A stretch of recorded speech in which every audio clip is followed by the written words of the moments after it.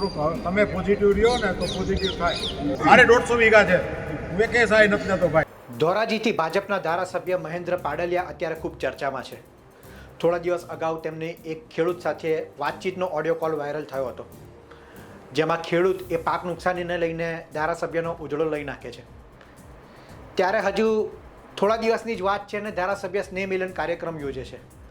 લો બોલો, એક તરફ ખેડૂતો પરેશાન છે, પાક નુકસાનીને લઈને તેમાં રોષ છે, દુઃખી છે, અને ધારાસભ્ય શ્રી તાઇફાઓમાં વ્યસ્ત છે. મહેન્દ્ર પાડલિયા સ્નેહ મિલન કાર્યક્રમમાં જતા હતા તે દરમિયાન રસ્તામાં તેમને ખેડૂતો રોકે છે અને પાક નુકસાની અંગે સહાયની વાત પૂછે છે. આ ચર્ચા દરમિયાન ધારાસભ્યશ્રી એમ કહે છે કે મારી પાસે 150 વીઘા જમીન છે, હું 1 રૂપિયાની સહાય નથી લેતો. ધારાસભ્ય સાહેબ, તમે કરોડપતિ હશો પણ મારા દેશનો ખેડૂત એ કરોડપતિ નથી. તમે સહાય ખેડૂતોને આપવાના બદલે એમ કહો છો કે હું 1 રૂપિયાની સહાય નથી લેતો. ખેડૂતોને તમારે સહાનુભૂતિ આપવી જોઈએ, સાંત્વના પાઠવવી જોઈએ અને બને એટલી શક્ય મદદ તેમની કરવી જોઈએ. તમે ધારાસભ્ય છો, તમારે સરકારમાં રજૂઆત કરવી જોઈએ અને ખેડૂતોને મહત્તમ સહાય મળે તે માટે વાત કરવી જોઈએ. એની બદલે તમે એમ કહો છો કે હું 1 રૂપિયાની સહાય નથી લેતો અને કેન્દ્ર સરકારની ને રાજ્ય સરકારની વિવિધ યોજનાઓ ધારાસભ્યશ્રી એ ખેડૂતોને સમજાવે છે. ખેડૂતો તેમને પૂછે છે કે પાક ધિરાણ માફ થશે ત્યારબાદ શું મગફળીના ટેકાના ભાવે ખરીદી થશે કે પછી ખેડૂતોની મગફળી આમને આમ જ રહેશે? આ બધા વચ્ચે ધારાસભ્યએ ગોળ જવાબ આપે છે અને ખેડૂતોને સમજાવવાના પ્રયાસ કરે છે. તેવામાં એમના એક મળતિયા એમ કહે છે કે તમે શાંત રહો, ધારાસભ્યશ્રીને બોલવા દો, આમ હોય રજૂઆત ના હોય. ત્યારે વ્યક્તિ ટોળું એમ કહે છે કે તમે ભાઈ શાંત રહો, હમણાં ધારાસભ્યશ્રીને સાંભળવા દો, ધારાસભ્ય શું બોલે છે એ અમને સાંભળવા દો. ધારાસભ્યશ્રી એક તરફ ખેડૂતો આવી મુશ્કેલીમાં છે, તમારે બને એટલી એમની મદદ કરીને એવું કહેવું જોઈએ કે તમારે જે મહત્તમ સહાય મળશે એ હું સરકારમાં રજૂઆત કરીશ. સરકાર તમારી છે, તમે ભાજપના ધારાસભ્ય છો, તમારે તો ખેડૂતોને એમ કહવું જોઈએ કે હું રજૂઆત કરીશ અને મહત્તમ સહાય મળે. જે પાક નુકસાની થઈ છે એની પૂરેપૂરી સહાયની તમારે વાત કરવી જોઈએ અને ખેડૂતોને આશ્વાસન આપવું જોઈએ. એની બદલે તમારે એમ કહો કે 150 વીઘા મારે જમીન છે, હું 1 રૂપિયાની સહાય નથી લેતો, એ કેટલું યોગ્ય છે? તમે કરોડપતિ હશો, તમારા બીજા ધંધા હશે, પરંતુ દેશનો ખેડૂત પાસે બીજા કોઈ આવકનો સ્ત્રોત નથી, તે ફક્ત ખેતી કરીને ગુજરાન ચલાવે છે. ત્યારે સાંભળીએ ખેડૂતો અને ધારાસભ્યનો સંવાદ. તમારા ખાતામાં સહાય આવી જશે પહેલી વાર. સાહેબ સહાય કરતા છે ને, મગફળી લઈ લ્યો, મગફળી ખરીદવાનું કરાવજો. મગફળી કોઈ નહીં આવશે પછી ટેકાને ભાવે મગફળી તો ખરીદ શકે ને કે આમાં પતાવી દે બધું.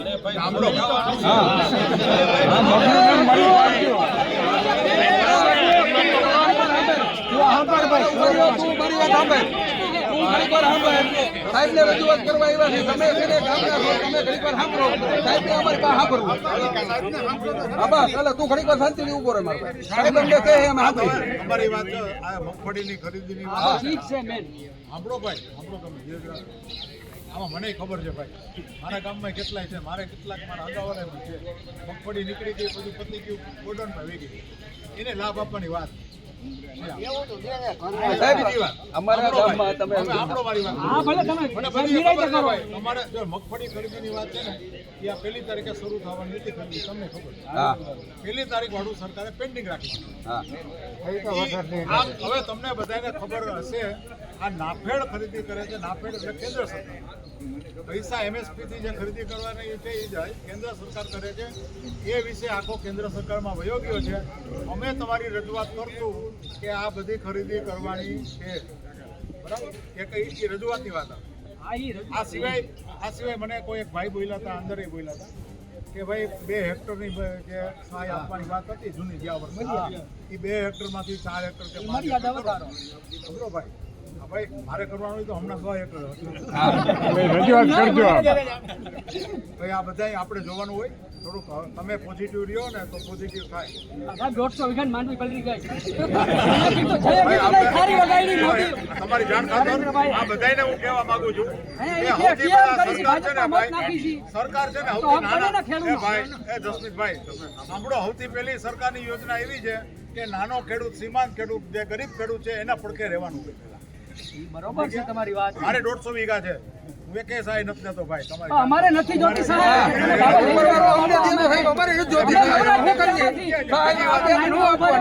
સાંભળો તમે કહું છતાંય સહાય તમારી રજૂઆત છે એ આ રજૂઆત સહાયમાં ક્યાંક મોડવી લે નહીં, ક્યાંક ટેકાને ભાવે ખરીદે નહીં માંડવી. એ રજૂઆત છે ને બધી થવાની છે એની હા, ભલે ક્યાંક આમાં સમજાવી દે નહીં, ખરીદીમાં આ થોડુંક થાય નહીં. બગાડજો, મન મોટો કરજો કાંઈ. ખેડૂતો માટે સારો નિર્ણય. હા, એ ખેડૂતની વેચતા 150 વીઘાની વહી નહીં. અંતર આપી દઈએ તો ઘણું નહીં. કાયદેસર બોલવાનું. એ એને કીધું કે થાળીઓ વગાડી છે. પછી આ બોલું કાં કાં બોલતા નથી. રજૂઆત છે કાયદેસર. નાફેડ છે ને નાફેડ બોલોને કાં કાં બોલતા નથી. આપણે બે બોલી આપણે કહીએ જ તો વાત છે. ખેડૂતો સાથે આ બનેલી ઘટના બાદ મીડિયાને બાઇટ આપતા દરમિયાન ધારાસભ્યશ્રી પોતાનો લૂલો બચાવ કરે છે. તે કહે છે વિસ્તારના ખેડૂતો પ્રત્યે હું કટિબદ્ધ છું અને સરકારમાં એ સત્વરે સહાય કરશે તેવી વાત કરે છે. માત્ર દાવાઓ અને પોકળ વાતો કરે છે. સરકાર ક્યારે સહાય આપશે, કેટલી સહાય આપશે તે જોવાનું રહ્યું. સાંભળીએ ધારાસભ્યશ્રીએ શું કહ્યું. ભારતીય જનતા પાર્ટીના સ્નેહ મિલન કાર્યક્રમ અંતર્ગત જવાનું થતાં અહીંયા કેટલાક ખેડૂતો રસ્તાની અંદર એની વાડીએ પણ મળ્યા અને મને ઊભું રહેવાનું કીધું. તો મેં જાત નિરીક્ષણ કર્યું અને બધા સહકારી ક્ષેત્રના આગેવાનો ગામના અને ખાસ કરીને જેની વાડીએ જેનું ખેતર હતું એના ખેડૂતો સાથે મેં સ્થિતિ જોઈ અને બહુ જ નુકસાની છે અને એને આશ્વાસન આપ્યું અને એને આનંદ થયો. એને ખ્યાલ નહોતો કે સરકાર કોઈપણ જાતનો વાડીએ જઈને સર્વે કરવાની નથી, પણ પંચ રોજકામ કરી અને તાત્કાલિક સહાય જાહેર કરશે. એવી જ રીતે અહીંયા પાનેલી ગામમાં આવ્યા ત્યારે પણ કેટલાક ખેડૂતો અહીંયા મળ્યા. તો એ ખેડૂતોની આ જ રજૂઆત હતી કે સર્વે ક્યારે થાય ને સર્વેમાં કેટલું મોડું થાય. તો આ બધાને આશ્વાસન આપ્યું અને જાણ કરી કે રાજ્ય સરકારે માનનીય મુખ્યમંત્રી અને માનનીય કૃષિમંત્રીએ જાહેરાત કરી કે કોઈપણ જાતનું સર્વે વાડીએ જઈ અને કરવાનું નથી અને પંચ રોજ કામ કરી ગ્રામ પંચાયતની કચેરીએ સર્વેયર અને ગ્રામસેવક અને તલાટીની હાજરીમાં પંચ રોજ કામ કરી અને કાર્યવાહી પૂર્ણ થશે અને વહેલામાં વહેલી તકે, સરકારે તો 3 દિવસમાં જ કીધું છે, વહેલામાં વહેલી તકે બધાને સહાય એના ખાતામાં મળી જશે.